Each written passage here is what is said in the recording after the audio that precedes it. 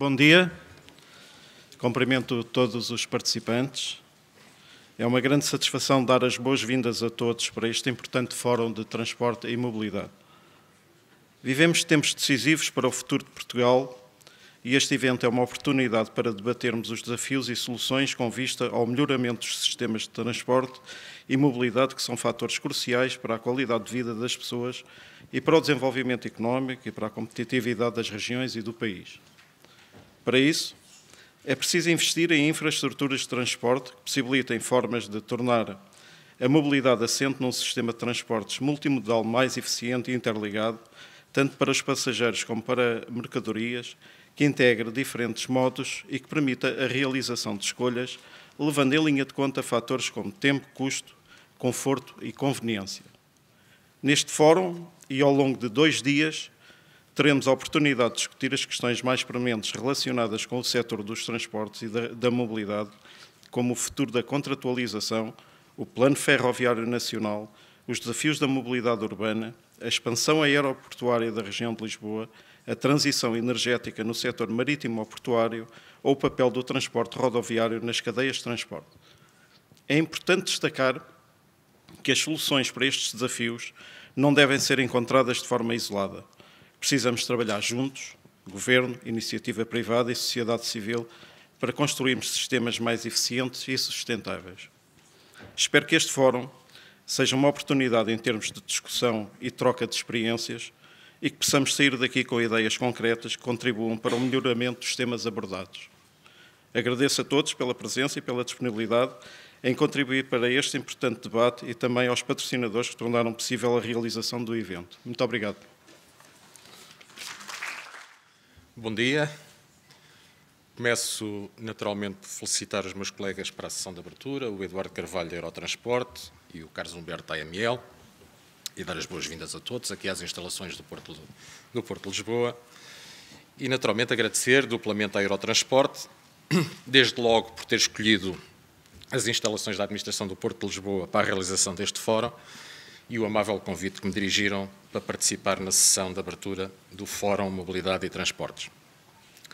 Faço na convicção de que estas iniciativas constituem uma oportunidade para debater os problemas e desafios que se colocam ao setor dos transportes em geral e ao setor da logística e do transporte marítimo-portuário em particular, e fundamentalmente para recolher contributos e sugestões sempre úteis para informar as estratégias e as ações que implementamos, no meu caso em particular, nos portos de Lisboa e de Setúbal.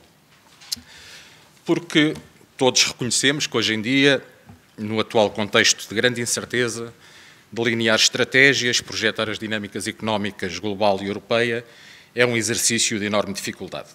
Porquanto, cada vez mais se questiona o modelo global de organização do comércio mundial, na sequência da ocorrência de eventos imprevistos, como foram a pandemia do Covid-19 e são o conflito na Ucrânia, a instabilidade geopolítica emergente e a ocorrência cada vez mais frequente de fenómenos extremos associados às alterações climáticas com consequências devastadoras nas populações, nos territórios e nas economias onde ocorrem. Complementarmente, em consequência do atual aumento da inflação e do custo de vida, os consumidores passaram a gastar menos, alterando as despesas de bens para de serviços, verificando-se também uma crescente tendência para um consumo mais responsável, mais sustentável, em linha com a economia circular, com o incremento da vida útil e da partilha de bens. No entanto, é uma certeza que o transporte marítimo e os portos continuarão a desempenhar um papel imprescindível e insubstituível nas cadeias logísticas de transporte, que se exigem mais eficientes, com recurso à digitalização, e mais sustentáveis, com recurso a modos de transporte e equipamentos com tecnologias de propulsão alternativas aos combustíveis fósseis. De notar que o transporte marítimo é responsável por cerca de 90% do transporte mundial e, apesar de ser um dos modos de transporte mais eficientes, tem ainda um peso significativo no contexto das emissões de CO2, cerca de 14% na União Europeia e de 2,9% a nível global, isto dados de 2018. Em termos específicos, é incontornável e inevitável a evolução dos portos para se tornarem mais tecnológicos e ambientalmente mais sustentáveis. De forma a serem competitivos e eficientes no contexto ibérico, europeu e mundial, e poderem crescer nas atividades tradicionais de movimentação de cargas e passageiros e serem um elemento incontornável na captação de novos segmentos de mercado associados à transição energética e à transição digital, sendo para tal imperativo projetar soluções para fornecer energia às operações em terra e aos navios em cais, digitalizar as atividades portuárias e logísticas, criar infraestruturas para o fornecimento de combustíveis alternativos de ancas aos navios, automatizar os equipamentos e os procedimentos portuários, aumentar a cota modal dos modos de transporte mais sustentáveis, a ferrovia e o modo fluvial, e neste aspecto deixem-me dizer que aqui no Porto de Lisboa temos um projeto importante de navegabilidade do Tejo, que estamos a implementar, que visa o transporte por barcaças em contentores até à plataforma logística de Castanheira do Ribatejo, por forma a eliminar, se quisermos, ou tanto quanto possível, ou transferir da rodovia para a via fluvial este transporte de contentores e com isso reduzir todos os impactos resultantes do transporte pesado rodoviário no atravessamento da cidade. Ter uma ideia, cada barcaça pode transportar cerca de 100 contentores, é possível fazer agrupamentos de 100 barcaças, portanto estamos a falar de menos de 300 caminhões a circular em cada movimento que se faça por via fluvial. Também na ferrovia, no caso do Porto de Setúbal, porque nós, no meu caso, sou presidente aqui do Porto de Lisboa, mas também do Porto de Setúbal, estamos também a desenvolver um projeto para a melhoria das ligações ferroviárias. O Porto de Setúbal é já hoje o segundo porto no sistema portuário nacional em termos de movimentação ferroviária, cerca de 1/3 das mercadorias que movimentamos no Porto de Setúbal já são movimentadas por via ferroviária, mas queremos aumentar a cota modal da ferrovia no Porto de Setúbal, achamos que temos condições para o fazer e temos um projeto com a IP de melhorar as ligações ferroviárias, designadamente em termos de eletrificação de todo o complexo ferroviário do Porto e da criação de condições para fazer comboios com 750 metros, portanto o standard de interoperabilidade que está a ser adotado na restante rede ferroviária e a nível europeu. Queremos também dotar os portos de veículos e equipamentos 100% verdes. Neste caso, e podem constatar, se forem aqui a este varandim, temos um projeto em curso aqui do terminal da Lesconte, é um investimento de cerca de 120 milhões de euros, promovido pelo Grupo Ilpor, que é o concessionário aqui do terminal da Lesconte, mas parte significativa dos equipamentos que estão a ser instalados são já movidos a tração elétrica, parte deles também já são autónomos, portanto, são movimentados a partir dos escritórios da empresa e, portanto, também nesse ponto de vista estamos a percorrer esse caminho. Também nas concessões que temos na zona oriental aqui de Lisboa, cerca de 15 concessões, que termina o prazo agora em 2025 e que estamos a prever lançar novas concessões. Uma dessas preocupações que nós vamos ter e uma das exigências que vamos fazer nessas concessões é precisamente ao nível dos equipamentos e impor, no fundo, investimento em equipamentos do ponto de vista da tração mais sustentáveis e, portanto, essencialmente movidos a tração elétrica, para além de outras preocupações que têm a ver com a inserção desses terminais no contexto e da envolvente urbana. Queremos também capacitar os portos como produtores de energia verde, criar aceleradores de inovação da economia verde e da economia azul. Aqui no caso do Porto de Lisboa, provavelmente já terão ouvido falar do projeto do Campos do Mar ou do Ocean Campos, ali na zona de Pedroços, que visa precisamente criar uma zona, para além de toda a reabilitação urbana, toda aquela zona, visa precisamente criar uma zona onde queremos concentrar entidades, empresas que promovam esta inovação, designadamente nestes domínios da digitalização e da economia azul. E aumentar a eficiência energética, e, portanto, temos um plano ambicioso no Porto de Lisboa e no Porto de Setúbal. Aderimos recentemente à UN Compacto Global, portanto, estamos comprometidos com os Objetivos de Desenvolvimento Sustentável das Nações Unidas e, portanto, temos um plano para tornar a atividade da Administração do Porto de Lisboa e da Administração dos Portos de Setúbal e Sesimbra, portanto, descarbonizar e, portanto, emissões zero até 2035. As exigências de sustentabilidade dos carregadores junto dos fornecedores de serviços logísticos e de transporte estão a desenvolver-se cada vez mais, sendo importante que os portos adotem práticas sustentáveis para poderem receber cargas dessas cadeias de abastecimento verdes. Por outro lado, os clientes tendem a ter maiores exigências ambientais e modelos de negócio verde, sendo importante para o efeito o associativismo verde na cadeia logística de transporte, contratos de longo prazo e uma relação direta com os transportadores que permitam viabilizar estes investimentos verdes que são extremamente necessários. As tendências do setor marítimo-portuário apontam para uma maior regulação ambiental e em novos impostos verdes aos transportes e aos produtos importados, para um maior empenho e aposta nas práticas sustentáveis, para políticas de responsabilidade social e alinhamento sustentável com os transportadores, para a utilização de indicadores de sustentabilidade e para o cálculo do carbono no transporte. No plano europeu, destaca-se o Pacto Ecológico, o Green Deal, que estabelece designadamente metas para os navios e portos em termos de redução das emissões de gases com efeito de estufa, na melhoria da eficiência energética, na utilização de combustíveis alternativos e na aposta no green shipping e green service prestados nos portos no horizonte até 2030. Entre as principais medidas de sustentabilidade a adotar ao longo das cadeias de transporte marítimo incluem-se a separação com vista à reciclagem e reutilização de resíduos sólidos, líquidos e de embalagens de transporte, a utilização de catalisadores e scrubbers para reter o carbono no transporte, a definição de redes logísticas verdes, o uso de tecnologias mais eficientes nos transportes e cadeias com um design mais eficiente, a sincromodalidade no transporte com redução de perdas de espaço e tempo, a colaboração para a redução do transporte em vazio e a ecocondução inteligente, mas também a prática de salários justos, a preferência por navios de bandeiras de Estados justos e a promoção da igualdade de género.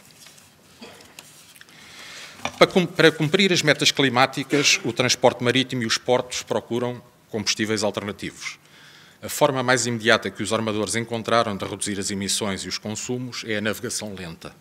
Para terem uma ideia, portanto, uma redução de 10% na velocidade dos navios equivale a uma redução de 15% do consumo de combustíveis e, portanto, com a consequente redução das emissões também. Mas os armadores também procuram soluções para utilizarem combustíveis alternativos.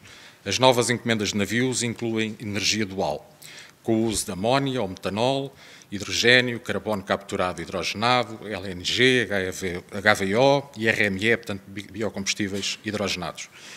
Neste aspecto, existe ainda uma grande incerteza relativamente a quais serão os combustíveis a adotar no futuro. Há grandes desafios técnicos que ainda são necessários desenvolver. Por exemplo, no caso do LNG e do hidrogênio, portanto, para armazenar no seu estado líquido, existem temperaturas de menos 160 e tal graus, portanto, com os consumos associados também para manter os combustíveis a essas temperaturas. Os combustíveis alternativos custam atualmente 2 a 5 vezes mais do que o combustível convencional, pelo que ainda não são comercialmente viáveis. No entanto, desde 1 de março de 2022, quase 40% das encomendas consistiam em navios capazes de funcionar com um ou mais combustíveis, pelo que os portos portugueses têm de se adaptar para fornecer infraestruturas de abastecimento de energia de baixas emissões. As principais tendências da economia circular nos portos e no transporte marítimo apontam para alterações nos padrões industriais para modelos mais verdes, visando a reciclagem, a reutilização e a indústria circular ligada a esta atividade, assim como para uma indústria associada à energia renovável e de reciclagem do carbono. A conversão de navios para novas energias, os serviços de reparação e manutenção de navios, o tratamento dos respectivos resíduos durante as operações e em fim de vida, assim como a reciclagem dos próprios contentores, são novos negócios a serem considerados pelos portos para criarem valor com a sustentabilidade. Nos portos são fundamentais as questões do shipping, dos equipamentos, da eletrificação e da existência de infraestruturas necessárias para os clusters das energias renováveis, da reciclagem, da reparação e da construção de navios e das novas indústrias verdes. Os portos devem adaptar-se rapidamente a estas mudanças de fundo. Uma nova proposta do Parlamento Europeu, é resultado do Acordo Verde Europeu, visa obrigar os navios atracados em cais a usar eletricidade, exigindo que os Estados-membros assegurem o fornecimento mínimo de eletricidade a navios de contentores e a navios de passageiros em portos até 1 de janeiro de 2030. Desta forma, O núcleo da rede transeuropeia de transporte e os portos marítimos incluídos nesta rede devem fornecer energia em terra, cobrindo 90% da procura para embarcações acima de 5.000 toneladas brutas até 2030. Estas exigências implicam uma rápida adaptação dos terminais portuários ao fornecimento de energia a navios nos cais, para a redução das emissões junto às cidades, eliminando a poluição e os respectivos efeitos nas comunidades locais. Aproveitando a criação de potência elétrica para o fornecimento aos navios, devem ser readaptados os equipamentos portuários, linhas de caminho de ferro e veículos do porto para a operação com eletricidade com o objetivo de emissões zero. Portanto, neste particular, também dizer-vos que, quer no caso do Porto de Lisboa, quer no caso do Porto de Setúbal, nós estamos a desenvolver projetos de OPS, portanto, de fornecimento de energia elétrica a navios. No caso de Lisboa, mais avançado, é um investimento na ordem dos 31 milhões de euros, que visam, para além do fornecimento de energia elétrica aos navios atracados no terminal de cruzeiros, mas, portanto, a todos os terminais de carga do Porto de Lisboa. É um investimento muito significativo, precisamos de energia, de fornecimento de energia em alta, temos de ir buscar energia a uma subestação que está no Alto de São João, portanto, a cerca de 4 km aqui do Porto, e daí também criar uma subestação aqui no Porto, daí, de facto, ser um investimento também muito pesado e muito significativo. Ainda no domínio da transição energética, a estratégia da União Europeia para a energia renovável offshore estabelece metas para uma capacidade instalada de pelo menos 60 gigawatts de energia eólica offshore e 1 gigawatt de energia oceânica até 2030 e 300 gigawatts e 40 gigawatts, respectivamente, até 2050. Em Portugal, o Governo anunciou a instalação de parques de energia eólica no alto mar com até 10 gigawatts de capacidade, através de leilões, existindo ainda manifestações de interesse fora do leilão por parte de empresas disponíveis para investir, quer no acesso à rede elétrica, quer na logística necessária envolvendo os portos. A indústria offshore depende dos portos para operações logísticas e de abastecimento, bem como para o transporte de equipamentos. Os portos, por sua vez, precisam investir em infraestruturas adequadas para acomodar estas atividades e garantir a segurança e proteção ambiental durante as operações. Estamos perante uma nova oportunidade para o setor portuário, que, para ter sucesso, exige uma colaboração entre a indústria offshore e os portos. E, neste particular, deixem-me só destacar que o Porto de Setúbal, de facto, tem sido um porto que tem, enfim, não somos só nós que o dizemos, praticamente todas as semanas temos 2 a 3 manifestações de interesse por parte de multinacionais e indústria nacional interessada neste negócio das offshores e de toda a fileira associada às offshores. E, portanto, existem já um conjunto de investimentos que foram anunciados, quer na Legenave, quer na Etermar, no caso da Legenave para a fabricação de bases eólicas e torres eólicas recorrendo à tecnologia do aço, no caso da Etermar, bases para eólicas, tecnologia em betão, e há outros projetos que foram já anunciados, designadamente a joint venture entre a Galp e a Nordvolt, uma empresa sueca, para a criação em Setúbal, para a instalação em Setúbal da maior fábrica e mais moderna fábrica de produção de baterias na Europa, capaz de abastecer mensalmente 700 mil veículos com hidróxido líquido para baterias, para além de outros investimentos que estão em curso, designadamente no domínio dos biocombustíveis.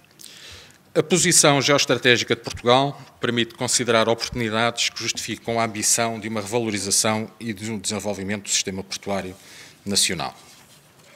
No entanto, considerando que os portos nacionais competem diretamente com os portos espanhóis e do Norte de África, é fundamental dotar os portos nacionais dos meios financeiros adequados para promoverem os investimentos na modernização, resiliência e descarbonização das suas infraestruturas e equipamentos, receberem navios de maior dimensão e de novas gerações e promoverem plataformas logísticas de retaguarda com dimensão para impedir o congestionamento dos terminais portuários.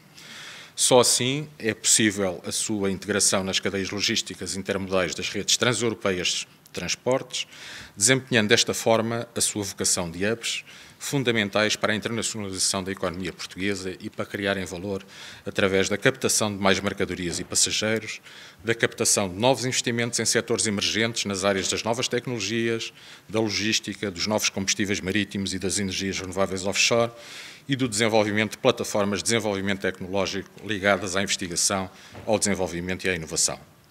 Só investindo, inovando e promovendo a descarbonização dos portos será possível obter empresas e um sistema portuário sustentável, tanto do ponto de vista económico ou financeiro, como do ponto de vista social e ambiental.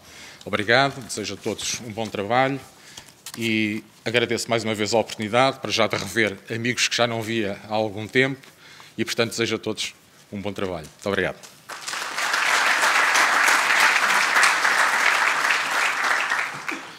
Bom dia a todos, saúde, um abraço para todos vós. Agradeço à Eurotransportes por mais esta iniciativa de reflexão. Sem reflexão, sem pensamento em comum, em conjunto, sem a aprendizagem uns com os outros, não conseguimos transformar a mobilidade num direito efetivo de todos os cidadãos e ajudar por essa via o desenvolvimento económico e o desenvolvimento sustentado do país. Mais uma vez, muito obrigado. Relatar-vos aqui um pouco a experiência da área metropolitana nesta matéria. A área metropolitana e os seus 18 municípios têm consciência que a sua função principal é facilitar a vida das pessoas, é facilitar o desenvolvimento da região e dar um contributo ao desenvolvimento do país. Na primeira cimeira das áreas metropolitanas, assumimos um compromisso com a mobilidade e aproveito para saudar o Eduardo Vítor, Presidente da área metropolitana do Porto, que esteve connosco nesta cimeira e construiu todo este caminho em conjunto e que depois se alargou ao país. E nós, nessa cimeira, criámos uma visão ampla daquilo que era para nós a mobilidade. E a mobilidade não era, já naquela altura, se revisitarem ou visitarem aquilo que foram as conclusões das cimeiras da área metropolitana sobre esta matéria, verificarão visão muito alargada, eu diria integrada, que manifestámos para a mobilidade. E a mobilidade não era, e nós tínhamos consciência de duas coisas. Primeiro, que estávamos a tomar, com a redução tarifária, apenas uma medida que era preciso complementar com outras medidas, porque a mobilidade não é apenas, a mobilidade rodoviária não é apenas a redução tarifária e autocarros novos, e nós tínhamos perfeitamente presente essa convicção. Depois, uma outra ideia que para nós foi determinante em todo este processo e continua a ser determinante, era o trabalho em comum. O trabalho entre o Governo, os 18 municípios, a área metropolitana, as entidades públicas e privadas que intervêm no setor, e só num trabalho comum, em conjunto, é que conseguiríamos chegar onde chegamos e onde queremos chegar. Tivemos dificuldades, eu acho que nós fomos um bocadinho ambiciosos e talvez até insuficientemente ponderados nos objetivos tão alargados de curto prazo que traçamos. Passámos momentos difíceis, complexos, mais complexos do que imaginámos. O início do serviço da Carris Metropolitana não arrancou como pensámos, desejámos e previmos.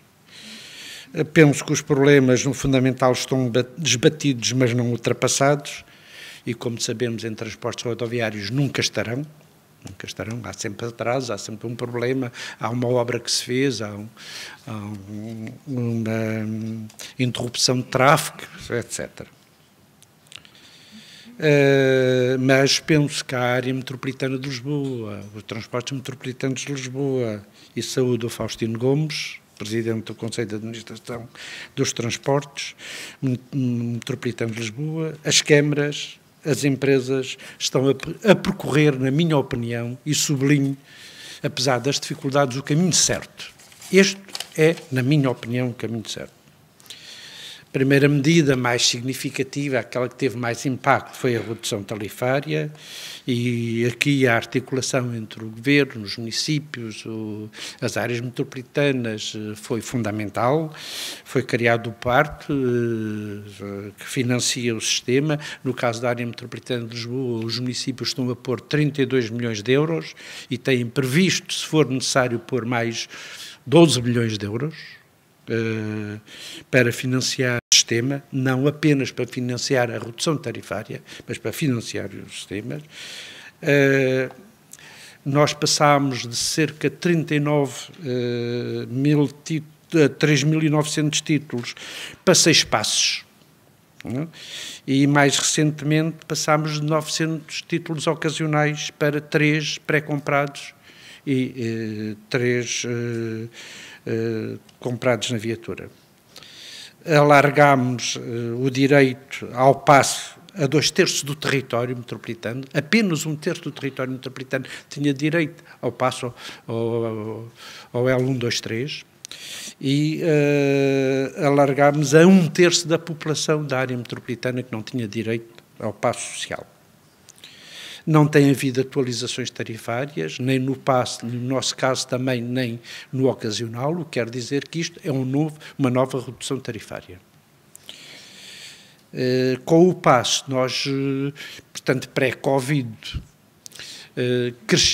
pós-navegante e pré-Covid, nós crescemos na procura de 18%, que é uma subida com significado. Neste momento, nós, relativamente ao ano em que criámos, comparativamente à média do ano em que criámos a redução tarifária, nós no mês de fevereiro estávamos com uma venda de passos, aqui é venda, de 95,1%, e em março, portanto no mês passado, vendemos 97,2%, comparativamente, repito, com o período homólogo. Foi criado um novo regime jurídico que responsabiliza os municípios pelo transporte rodoviário de passageiros. Isso obrigou a que nós lançámos um concurso público internacional, já agora a primeira geração deste tipo de concursos, e eu sei que alguns operadores já estão a pensar na segunda geração, e nós próprios também, né? E, portanto, com a inexperiência que tínhamos, ou com a experiência que tínhamos, não é? A rede foi desenhada com pressupostos técnicos, com o contributo dos municípios, em articulação com as restantes redes, não é? Ferrovia, barcos, metro, etc. Houve um aumento de oferta significativa, o caderno de encargos previa um crescimento de 42% relativamente à oferta anterior. Nós, neste momento, devemos de andar muito próximo do crescimento em relação à rede anterior, 39%, 40%. Resposta a objetivos ambientais e energéticos mais rigorosos, viaturas de idade média muito mais reduzida. Nós iniciamos a operação com a idade média da frota inferior a 1 ano. Houve mesmo um dos 4 lotes que a frota era integralmente nova. A melhoria da acessibilidade a pessoas com dificuldade de mobilidade, uma marca e imagem única, Carris Metropolitano, autocarros amarelos. É o maior concurso público rodoviário de passageiros do nosso país, também não é normal, é aqui que se concentra a maior parte da população. Fizemos um processo de adjudicação, eu sublinho isto porque nós partimos sempre deste princípio, digamos, nós somos a autoridade de transportes, não conseguimos levar a cabo a nossa função se não contarmos com os operadores de transporte. E, portanto, sublinho esta ideia que nós fizemos um concurso, uma adjudicação sem conflituosidade jurídica nem litigância. É evidente que devemos ter, durante estes 7 anos, alguma litigância e alguma diferença de opinião. É normal, é assim mesmo, e encaramos com naturalidade. Nós necessitávamos de mais e melhor transportes públicos, como referi, e esse era um objetivo central e mantém-se como um objetivo central. E numa visão muito ampla da mobilidade. Digamos, a mobilidade não é só o transporte rodoviário, tem que ser associada a todos os modos de transporte, e é nesse sentido que estamos a trabalhar ao pedonal, ao ciclável. É preciso caminhar nessa direção cada vez mais, nesta visão articulada, e é nesse sentido que estamos a trabalhar. mas nós não conseguíamos, com esta ideia que criámos para a mobilidade e que assumimos esta responsabilidade, porque a ideia da mobilidade já existe há muito tempo, mas assumindo esta responsabilidade, era indispensável criarmos um robusto e competente corpo técnico. E por isso criámos uma empresa, a Transportes Metropolitanos de Lisboa, com capital integralmente público da área metropolitana, 100% da área metropolitana. Já agora, é da área metropolitana e não é dos municípios. De qualquer forma, claro, a área metropolitana é dos municípios, mas é diferente, apesar de tudo é diferente. Sem a Transportes Metropolitanos de Lisboa, tudo seria mais difícil e não teríamos ido tão longe. Relativamente à operação, também breves números. Em Portugal fazem-se, ou na área metropolitana, cerca de 5,4 milhões de viagens todos os dias. 80% das pessoas fazem 2,6 deslocações dia, independentemente do modo como se deslocam. 59% destas deslocações são em veículo individual. 19% em transporte público e 24% em modos ativos. E isto é um problema. Como é que ultrapassamos o problema? Já agora vamos lançar, a TML vai lançar uma campanha a este propósito. O carro é muito simpático, mas o carro inviabiliza que nós conseguiremos ir mais longe relativamente ao transporte coletivo. A Carris Metropolitana tem uma oferta de cerca de 90 milhões de quilómetros ano, cerca de 700 linhas, mais de 1.500 autocarros, 12.000 paragens, e vamos ter, ainda não temos, mas estamos a trabalhar afincadamente com os operadores, dentro de pouco tempo, eu diria semanas, informação em tempo real. Isto é, cada pessoa saberá, ou quando estiver na paragem, ou com os meios tecnológicos, saberá quanto tempo falta para o autocarro chegar. Mas nós temos que pensar no presente, e o nosso problema do presente é este que acabei de dizer. As questões da informação são centrais na mobilidade, absolutamente centrais na mobilidade, e termos uma resposta cada vez que sirva melhor às pessoas e cumpra aquilo que está estabelecido. Mas precisamos de pensar o futuro. E permanentemente diria que é a dialética da nossa vida, é resolver os problemas do presente e alargar o nosso pensamento e a nossa ação para o futuro. Consideramos, dizer aqui meia dúzia de ideias, não tudo o que estamos a pensar, nem tudo o que estamos a fazer, nem tudo o que estamos a discutir para com outros fazer. Consideramos que é fundamental garantir a estabilização e reforço do financiamento. O Orçamento de Estado hoje já dá uma verba muito significativa para a parte 130 mais 50, 180 mais 60, cerca de 240 e tal milhões de euros para o país, né? Mas nós precisamos de esta verba, não pode estar dependente de cada conjuntura política que aprova os orçamentos de Estado. Tem-se conseguido trabalhar e conseguido ser aprovado, mas nós precisamos de estabilizar o financiamento do sistema. Na nossa opinião, era preciso ir um bocadinho mais longe nas gratuitidades, particularmente na gratuitidade até aos 18 anos, que é a gratuitidade do ensino obrigatório, pelo menos, né? E achamos que é neste sentido que temos de trabalhar. É indispensável, e eu penso que estão a ser anunciadas medidas, é preciso concretizá-las, do reforço do transporte pesado, mas também o transporte em sítio próprio, os modos suaves e ativos, são também nesta direção que estamos a trabalhar ou a intervir. estes investimentos têm que ser vistos de forma complementar, isto é, não podemos continuar a fazer investimentos sem perceber o que é que se está a fazer ao lado e quais as implicações que isto tem noutros modos de transporte. É indispensável ter a tal visão global e integrada. As questões já aqui hoje faladas, e portanto só referenciava, da descarbonização. Há uma coisa que nos preocupa muito, ainda não sabemos muito bem como fazer, mas a necessidade de melhorar de forma muito significativa os interfaces. Os jornalistas não vão dizer o que eu agora vou dizer, hein? Não podem dizer. São miseráveis, uma boa parte deles.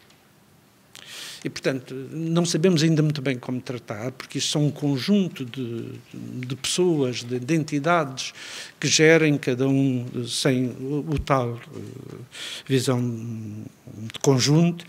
E se fosse possível, parece-nos um bocadinho difícil, talvez não estejamos em condições ainda de avançar para isso, ter uma uniformização dos abrigos de passageiros. Portanto, já agora, esta ideia da imagem única parecia-nos que era uma questão que